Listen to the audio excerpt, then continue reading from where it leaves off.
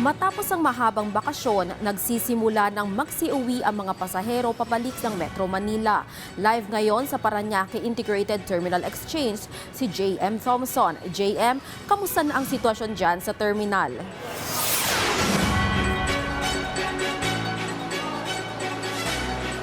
Well, uwian na nga ngayong lingdang pagkabuhay. Makikita dito sa Parañaque Integrated Terminal Exchange o PITX yung mga fresh from the province nating kababayan na naggunita ng Semana Santa. Si Gian na nag-Holy Week sa Batangas kasama na ang mga pinsan para dito naman sa Manila magbakasyon.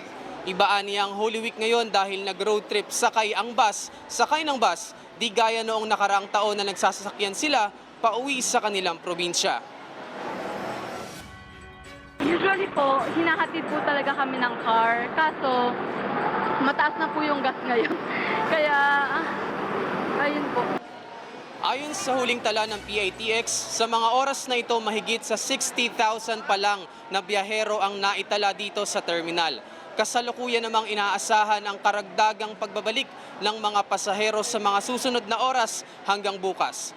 Samantala, tuloy ang mahigpit na inspeksyon dito sa terminal. Sa katunayan, ayon sa Parañaque Police, kumpara noong nakaraang linggo, wala pang nakukumpiskang mga ipinagbabawal na gamit na maaaring magdala ng peligro sa mga pasahero simula noong Huwebes hanggang ngayong araw.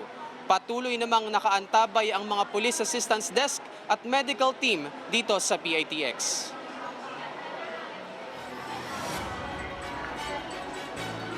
Well, milyon-milyon nga ang naitala ng PITX na umuwi sa kanilang mga probinsya, kaya milyon-milyon din yung inaasahang magsisuuwi pa lang ngayong linggo at ngayong Lunes dahil balik trabaho na nga yung ilan nating mga kababayan.